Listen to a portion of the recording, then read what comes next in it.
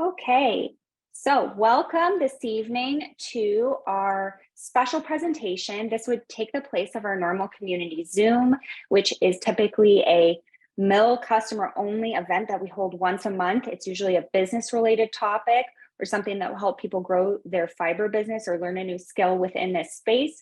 This month, we decided to do something very special and invite Cindra Kerscher from the Livestock Conservancy to come and give us a presentation on Shave 'em to Save 'em.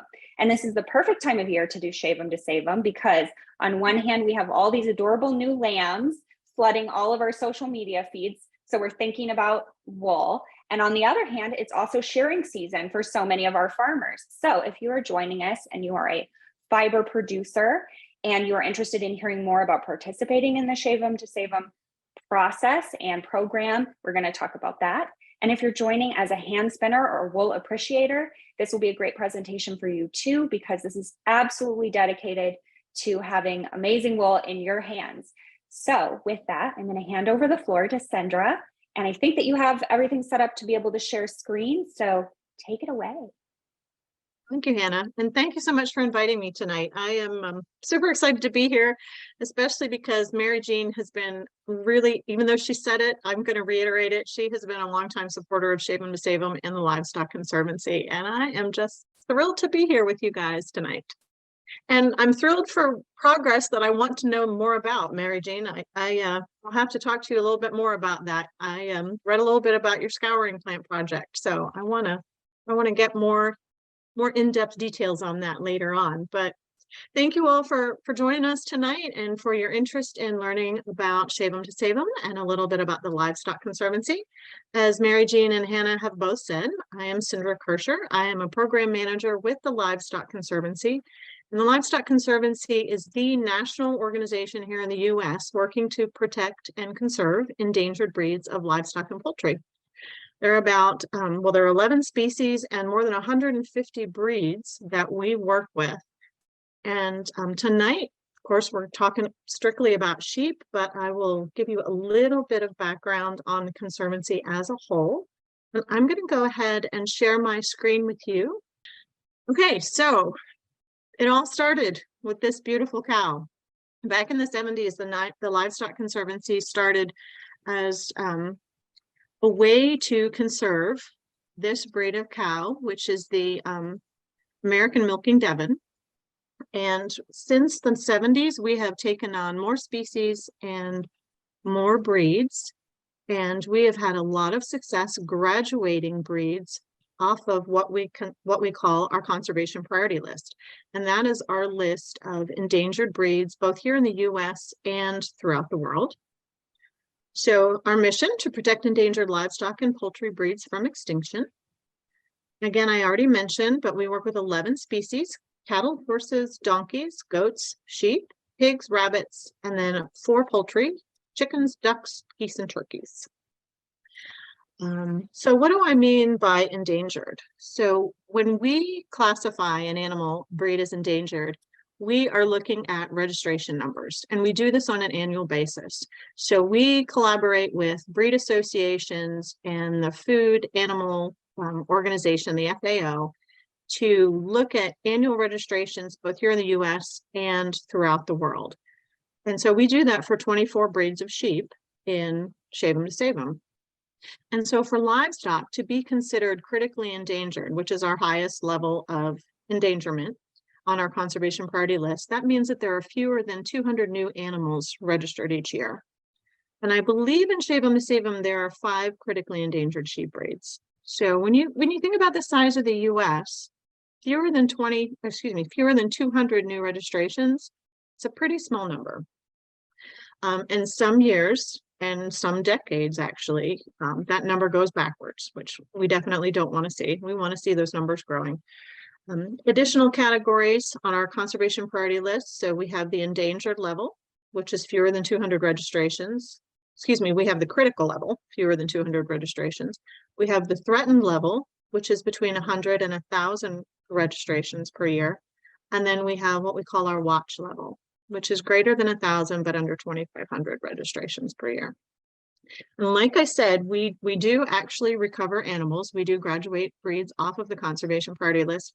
Actually, we've never lost a breed that we brought onto the conservation priority list. So that's a pretty achievement that we like to talk about. I'm not going to get into rabbits and poultry here, but here is information for you to see. The numbers are a little bit different for livestock. So for rabbits, it's actually a very small number. Poultry, it's a little bit larger number. All of this information is available on our website if you're curious and you'd like to go learn more. And of course, that website is here at the bottom of, I think, every one of these pages. It's livestockconservancy.org. So why save a heritage breed? Well, lots of reasons. Food security is one. I'm sure you've probably all heard about, read about, maybe even been concerned about recalls in food, whether it's produce, whether it's meat, whether it's processed food. It happens.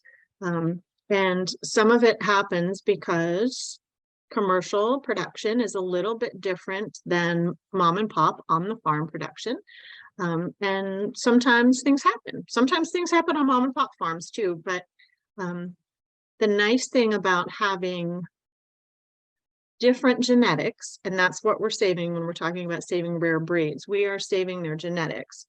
These animals are made up of different important genetic pieces than, say, a Holstein or an Angus or our common commercial breeds. So they are kind of a stopgap for should something come in, some disease come in and wipe out our dairy production system or wipe out our beef production system or our egg system, or, you know, things creep up, and it's always good to have a safety net.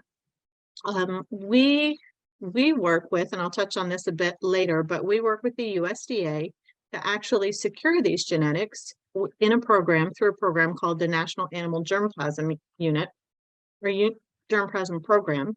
And this is similar, if you've heard of the Seed Savers or Svalbard Seed Bank. We are kind of the animal version of that. So other reasons: ensures genetic diversity for the evolution of agriculture, conserves valuable genetic traits. I think I've kind of already touched on these. Captures our heritage, our history, and our culture. So a lot of these breeds that are on our conservation priority list were raised by our forefathers, and they are found and raised at a lot of the historic farms throughout the country. Also maintains breeds of animals that are regionally adapted and suitable for sustainable agriculture systems. Gives small family farms a competitive edge, provides artists with unique and diverse wools and fibers. And once lost, the genetic diversity is gone forever. So of course, we don't want to lose it. So how do we do this? How do we maintain these breeds? Discover, secure, and sustain are the three kind of legs of our sustainability stool here. We maintain what I've been referring to of the conservation priority list. And on that list are the 24 sheep breeds that are in the Shave 'em to Save 'em initiative. And the conservation priority list is a watch list for the endangerment levels of rare breeds. We also conduct research to define breed characteristics for each rare breed on the conservation priority list. And we collect census data to track and report population numbers. So that refers back to my reference of working with the FAO and the breed organizations. How we secure breeds: we assist with genetic rescues of threatened breed populations. We facilitate DNA collection and analysis to further our understanding of breed populations. And what I mentioned previously, we secure genetic material for long-term storage and emergency use with the USDA's National Animal Germplasm Project. We also provide education and programs to support farmers raising endangered breeds, and we develop methods for marketing and promoting heritage breeds and their products to help make raising them profitable for small farmers. So there's just kind of scratching the tip of the iceberg there of what we do. And all of this, again, is available if you'd like to dig into it on our website. So Shave 'em to Save 'em. So one of the programs that we created 4 years ago now, a little 4.5, we were really aware And it was brought to, we were aware, but it was also brought to our attention by some very well-known, well-heeled folks in the fiber community that we were kind of missing the boat on promoting the wool of these rare breeds. We had been promoting their meat, but we had not been working as hard to promote their wool. And so the think tank came together, and Shave 'em to Save 'em was born. And so this is a sweet little program that was trialed on a 3-year basis that we hoped maybe would get 1,000 participants by the end of the 3 years. And I think in the first 3 months, we had 1,000 participants. And so at the end of that 3-year anniversary period, we said, this is fantastic. There's still so much interest. We're going to eliminate the end date. So this is an ongoing program. There is no deadline to work through the breeds. You can do it at your own pace. Start anytime, drop it when you get busy with life, and then come back to it. So why use rare wool in your next project? The diversity of color, texture, strength, micron count, crimp, and staple length. All 24 of these breeds are different. Actually, 2 of these breeds are pure hair sheep. 1 is a combination hair and wool, and then the remaining breeds are wool sheep of all different textures, colors, handles, softness, strength, all of that good stuff, and length. Of course, using these breeds helps save endangered breeds by providing a market for their fiber, and it helps small farms prosper and increase their sales and their flock size. And now if you look down at the bottom of this page, you will see that the web address has changed to rarewool.org. And that is the direct link for you if you want to go gather more information about the program or sign up either as a fiber provider or a fiber artist or both. Rarewool.org is the place to do that. Okay, so here's just a quick overview or reiteration of talking about the differences of color, texture. You can't really see micron count in here or crimp, but you can see that some of these are really long locks. This in the very center is the Shave 'em to Save 'em passport. And so when developing this program, someone had the brilliant idea of coming up with a passport very similar to the National Parks passport or the Lighthouse passport. So in this passport, there is a page for all 24 breeds. And the way that it works is a fiber artist enrolls for $20, and we send you a Shave 'em to Save 'em pin and this passport. And then you purchase your fiber. You can start with whatever breed you want to, and you only need to purchase a minimum of 4 ounces of fiber. And then when you purchase that fiber from an enrolled fiber producer or fiber reseller, they will send you the fiber along with a sticker for your passport. And I think I just probably read this. Let's see if I missed anything important here. Yes, so fiber artists complete projects. They share their pictures of their projects on Facebook and Ravelry. So we do have 2 groups. It's the Shave 'em to Save 'em group on Facebook. We have over 8,000 participants in that group. It's a really fun, interactive group. And the Ravelry group, while smaller, it's also really interactive. There's about 15, actually probably 1,700 participants in that group at this point. Both of those groups are free to join. You do not need to be enrolled in Shave 'em to Save 'em to participate in the group. It's a great way to get your feet wet, learn a little bit more about these rare wools, and maybe buy the rare wools. Prizes, I didn't actually mention that yet. So if you were a fiber artist working your way through the passport, when you complete 5, 10, 15, and all 24 breed projects, if you would like to, you can submit photos of those to Livestock Conservancy staff and then select from a list of prizes, excuse me. All right, so here's a picture of the inside of a passport. So you see Rommeldale CVM at the top, country of origin, micron count, conservation status. So Rommeldale CVM, when this passport was printed, is in the threatened category, which is fewer than 100,000 annual registrations per year. And then this over here on the bottom left is an image of the sticker that a fiber producer would receive from us when they enroll and send to a fiber artist along with the wool. And fiber producers will actually fill this out for you. They'll put in their breed, either their name or their farm name, whichever they prefer to use, and the date that they sold that fiber to the fiber artist. Okay, so I've said a little bit about all this already, but you might be wondering, how do you find your wool? So there's a few ways to find rare breed wool, one of which is through the Livestock Conservancy's Breeders Directory. We actually have a print Breeders Directory that we send out every year to our membership, and we have an online Breeders Directory that you can go to and actually search by breed and even narrow it down to product. So if you were looking for Shetland roving, you could specify that. And then if you wanted to shop locally, you could even put in your zip code and say, I'm willing to go 50 miles. And then that will give you a list of all the folks selling Shetland roving within 50 miles of you. The other way to find your fiber is directly through either the Shave 'em to Save 'em Facebook group or the Shave 'em to Save 'em Ravelry group, because many fiber providers advertise their wool right there in the group.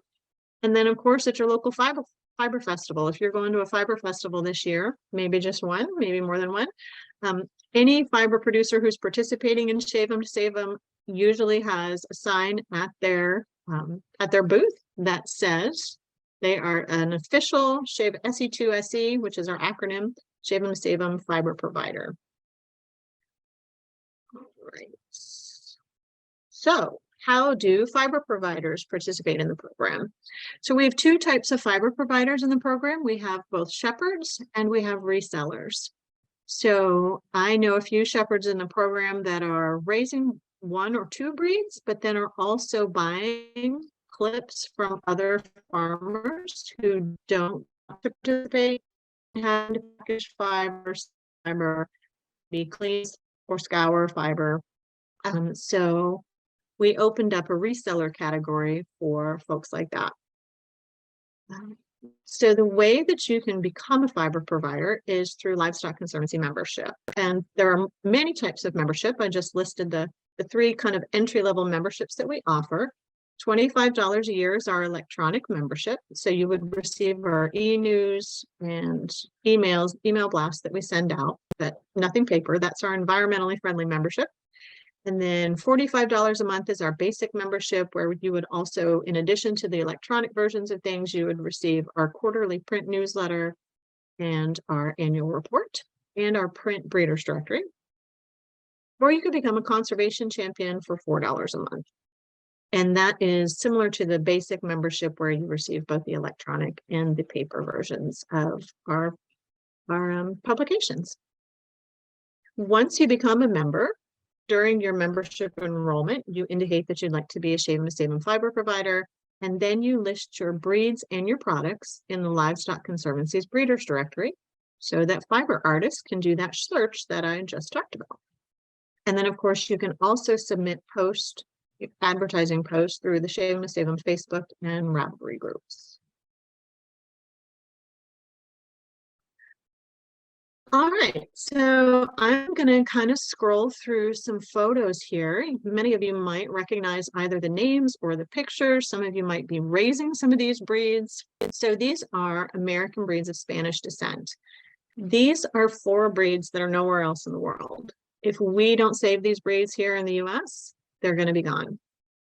And they're also very regional. They're very regionally adapted breeds. So Florida Cracker and Gulf Coast, both in the Southeast, very prominent breeds.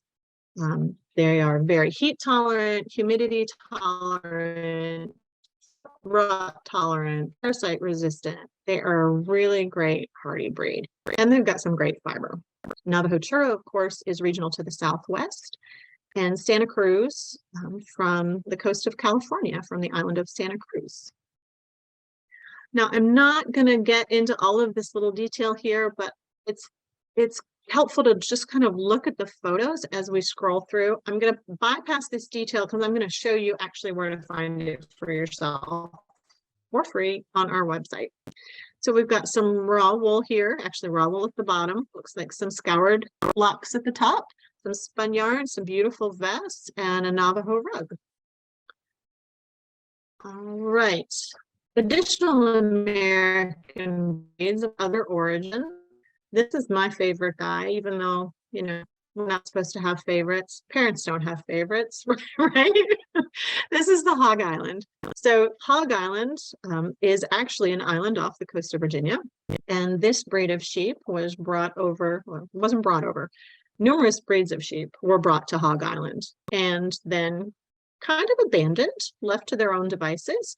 And over a couple of 100 years, they interbred and the breed standardized to look and present and reproduce like what you see here in this picture, and was named the Hog Island. It's a very significant historical breed here in the US. Several presidents raised this breed, early presidents. It's a fabulous breed of sheep. It's got great fiber. So CVM Rommeldale here on the bottom. So Rommeldale is typically a white breed, but the CVM, the California variegated mutant, was actually discovered in California, and CVM is very low in numbers population-wise, and so they are in our threatened category. Tunis down here on the bottom right. This is the American Tunis. There is a Tunis from Tunisia, but the breed has changed enough since it has been here in the US that we recognize the American Tunis. Same with the caracal, American caracal. This is a little bit different than the caracal overseas, and so American caracal is on our conservation priority list. So you can see a caracal hat here, some beautiful rugs, gorgeous locks. There's a Hog Island mini skein. This is CVM on the top left, it looks like. This might even be CVM over here because we got all different kinds of colors in CVM. This looks like might be Tunis, and I think this is also a dyed braid of Tunis roving. So some English breeds that, believe it or not, are endangered both here in the US and in the UK. And these are our long wool breeds. I'm sure familiar with all these guys: Leicester long wool, the Lincoln, and the Cotswold. These are beefy, much larger breeds, which with much longer coats.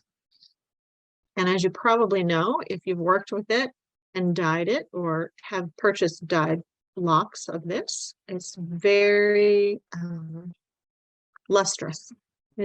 It takes and shows color and light very well, all three of these breeds.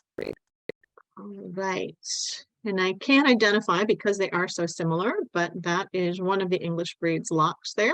Here is a woven blanket, skein, locks, and looks like maybe a shawl.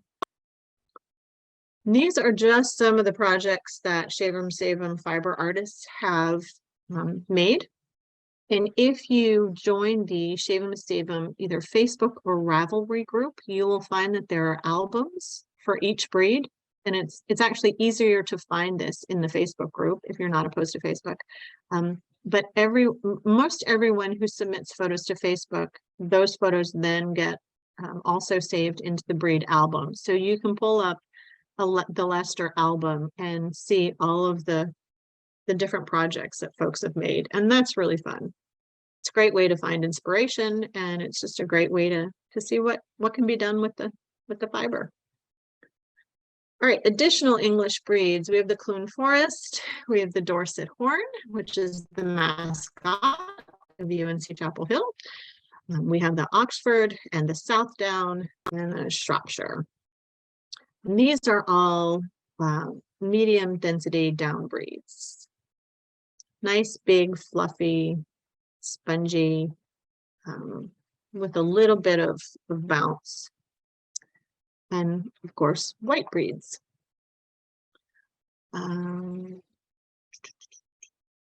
So here we have at the top, Black Welsh Mountain. These are additional UK breeds. The Jacob, similar to the caracal and the Tunis, the Jacob is an American Jacob that we represent on the Livestock Conservancy. And then the Shetland. This is Black Welsh Mountain here on the top left, Shetland on the bottom, or excuse me, Jacob on the bottom right, and also Jacob on the top right. And these are images of Shetland. So this is a Shetland, right on the Shetland, actually, right on the sheep. You can see how crimpy and fine the Shetland actually is. And this is I think this is one of those lace shawls that you can pull through a wedding ring shawl, and then a skein of Shetland. All right, and then we get into the hair breeds. So this is St. Croix at the top. This is Barbados Black Belly, and this is Wiltshire Horn. And Wiltshire Horn, while we classify it as a hair sheep, actually has a significant amount of wool on it as well. So that we're actually kind of considering that in both categories. We've had some fiber providers make some beautiful projects with the wool off of Wiltshire Horn. All right, so rarewool.org is the place to go to enroll. Here are links to both the Facebook and Ravelry group, which are very easy to find if you participate in either of those. So there was something else that I wanted to share. And I briefly, let me see if I can close this. Yeah. Okay. Sorry, I'm playing around with tabs here. Oh, no, you're wonderful. Okay, so this is that rarewool.org page on our website that I mentioned. And I also mentioned as I was cruising quickly through the slides that I had a free resource on the website for you to learn more about each one of these breeds. And they are called our Heritage Sheep Breed Profiles. And these were written by fiber arts educator Deborah Robeson. And Deborah worked with us last year, I believe it was, to create 24 fiber profiles. I'm just going to pick one here. Okay, Jacob. And let me know if you can see this. Mary Jane, nod. Yep. Okay, yes, great. we can see it. Great. So this is the fiber profile. So it gives you a photo of the sheep. So you can see what the fleece looks like. It talks a little bit about the history of the sheep. And then Deb goes into conversation about the type of fiber that this sheep produces. So down in the box here on the bottom left, if you can see it, it's pretty small.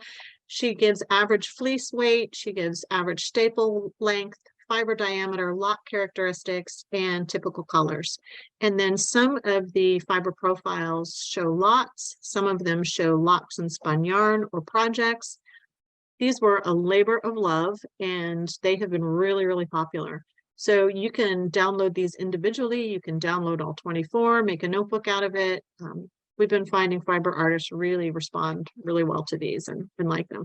And we also are rotating these through 2 a month, actually, in the Facebook group, kind of as a reminder for folks that these fiber profiles are out there and available. So Deborah Those was are fabulous. Isn't she?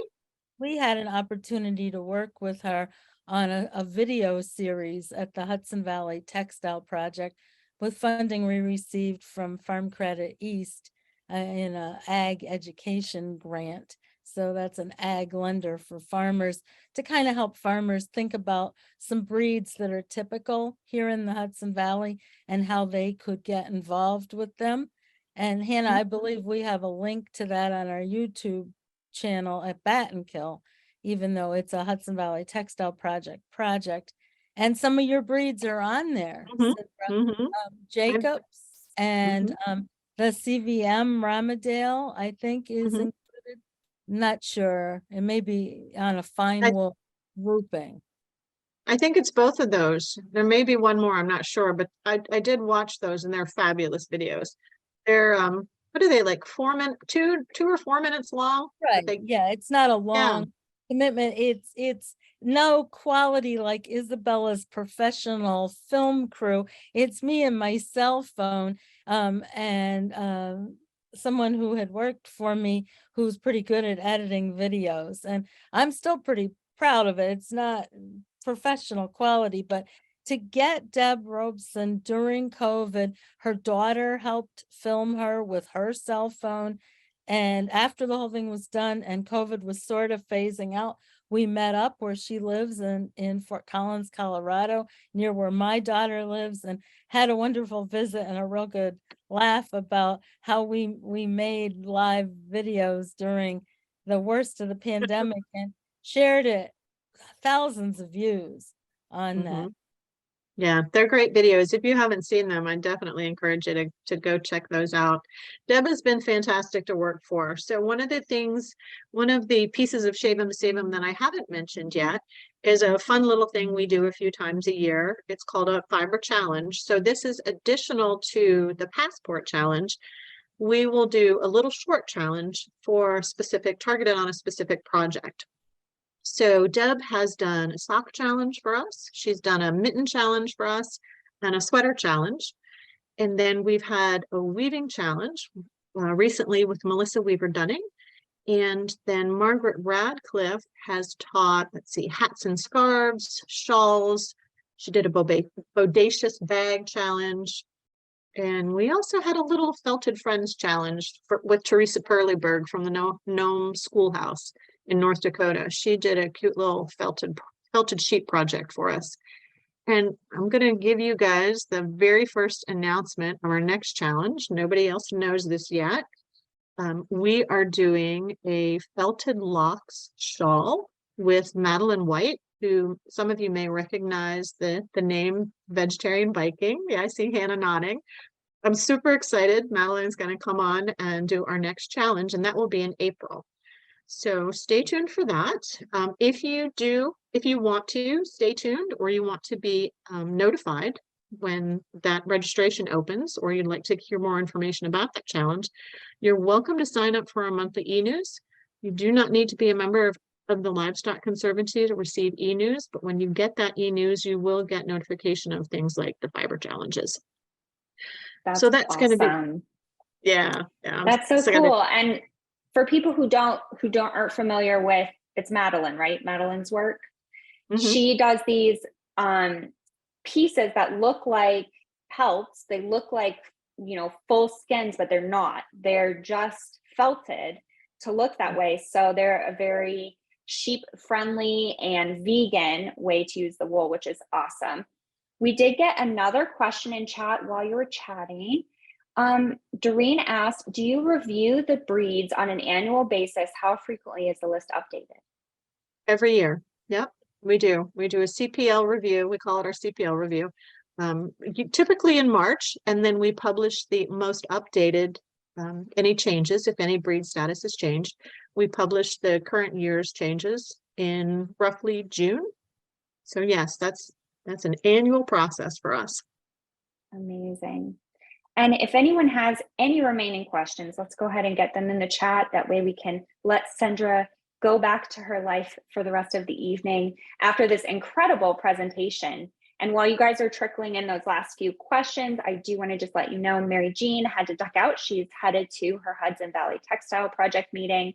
I'm sure many of you have been watching that project, especially the GoFundMe that we're currently working on for the scouring facility, Clean Fleece New York, which will open soon in Mechanicville. This facility is very important. The closest scouring facility for many of the farmers in New England is going to be Chargers. It's all the way in the south, closer to where I live and where Cindra lives and where many of you will live. And you have to have at least 1,000 pounds to send it off. This new facility will take much smaller amounts of fiber, and it really fills a gap that is much needed in our industry and in our region, and will set the tone for a lot of other similar facilities in other regions throughout the US. We already have so many other fiber sheds tapping on us, asking us how we did it, how we're getting started, and eager to start a similar project in their own. So this is the perfect time for New Yorkers to really turn it out, New Englanders to really turn it out and finish out. We've got just $3,000 left to go on this GoFundMe. I know I sound like an NPR host right now, and you guys are just going to have to forgive me because we've been really doing so well with this. And I would love to tell Mary Jean on March 1st that we funded it. That would be amazing. So if you've already donated, thank you so much for doing that. I donated myself today. If you have not donated yet, $5, $10, $15, $20, it's all amazing. It's all appreciated. It will all get you a thank you note from us. And if you are not able to donate at this time, please just share it with some friends, share it on Facebook, send it in an email to a couple people, forward a message on Instagram to somebody that you think cares about domestically produced fiber. And that will just push us right over the edge, and we can begin moving all of the things into the building. We did get a couple questions while I was babbling on about the very exciting Hudson Valley Scouring Project Clean Fleece New York. Janet has asked, how do you go about finding these sheep to purchase? And you might have missed that part of the presentation, which is fine because it's all going to be recorded. You can rewatch whenever you want if you joined late. But Cindra, correct me if I'm wrong, I'm going to try to say exactly what you said. You can go on to rarewool.org, which is the Livestock Conservancy's Shave 'em to Save 'em page. And there's a directory where you can just look up all of the rare breeds on the CPL list. That's the conservation priority list. And look at who's carrying them and reach out to those farmers directly. You can also find some wholesalers that carry a few fibers from different farms and find exactly what you want. I'm excited as a spinner. I have not done this yet, and I'm definitely going to try it. Hopefully I'll get started this summer. Very excited. Yay. Yeah, Doreen, so we list in the breeders directory quite a few categories of products, but we also list breeding stock. So if you are looking for animals yourself to bring onto your farm, breeding stock is what you're going to want to look for. So you can actually you can either search sheep, and that will bring you any of the 24 breeds, or if you know specifically what breed you're looking for, you can search by that breed and breeding stock. And the other great thing that's on our website is if you're not 100% sure, if you haven't identified what breed you might want to bring onto your farm, we also, in addition to the fiber profiles, we have fantastic breed profiles for every animal on our conservation priority list. So those are a great resource too. Anybody who's thinking about getting chickens, you can go look at all of the breed profiles and help yourself decide what chickens are good for Maine and who lays well through the winter and what's a good meat bird, all that good stuff. This has just been so wonderful. And thank you for joining us this evening. I was so excited when you said yes. And I know that this is going to be such a great takeaway presentation for everyone who attended and for people who are going to watch it later. So thank you again, Cindra, for joining us.